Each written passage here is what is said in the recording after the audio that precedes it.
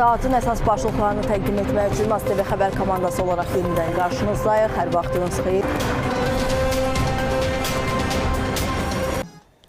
Azərbaycanın suverenliyini hər şeydən üstün tutan, torpaqlarımız uğrunda vuruşan, bu yolda həyatını qurban verən şəhidlərimizin xatirəsini hər zaman anmağa borcluyuq. Bu dəfəki qəhrəmanımız vətən müharibəsində döyüşən, igidlik göstərən Azərbaycan Silahlı Qüvvələrinin kiçik çavuşu şəhid İmaməddin Abdullazadədir. Buradan qayıdan mənəm, şəhid olaram, uca zirvəni Allah mənə nəsib eləyər elə. Mənim vəsiyyətimdir də, baş daşımı qoyarsınız, inşallah sinə daşı qoymarsınız mənə. Beyləqanda Abdullazadələr ailəsində doğulan İmaməddin uşaqlıqdan hərbçi olmağı arzuluyurdu. Gün gəldi, arzusu gerçəyə çevrildi. Ona vətəni şərəflə qorumaq nəsib oldu. Bu yolda ən yüksək məqama ucaldı. Şəhadətindən sonra ailəsi onun son istəyini də yerinə yetirdi. Əməl olundu. Yəni sinə daşı yoxdur, sinəsi açıqdır. Bir dəfə görüşümüz, qucaqlaşmağımız elə hər dəfə yadıma düşür.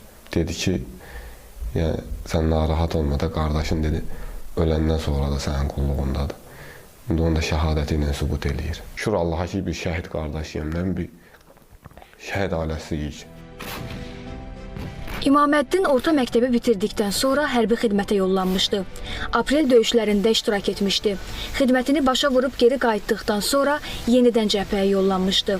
Hərbi hissədə kəşfiyyatçı kimi xidmət edirdi. Arzusu torpaqlarımızı azad görmək idi. Ona görə də dəfələrlə yaralanmasına baxmayaraq amalından bir an belə çəkilmədi. Füzuli, Hadrut, Xocavənd, Şuşa uğrunda gedən döyüşlərdə qəhrəmancasına döyüşdü. Sonuncu döyüşü Daşaltıda oldu. Noyabrın 5-də həmin döyüşdə şəhidlik zirvəsinə ucaldı.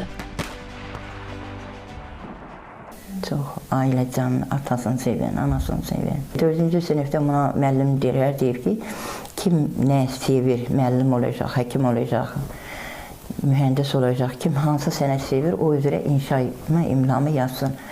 Budur və deyir, müəllim, nə həkim, nə mühəndis, mən Mübariz İbrahim kimi şəhid olacaq. Hər gün zəng eləyirdi, ana, burada sakitçilikdir, ana, məndən arxanı, burada sakitçilikdir.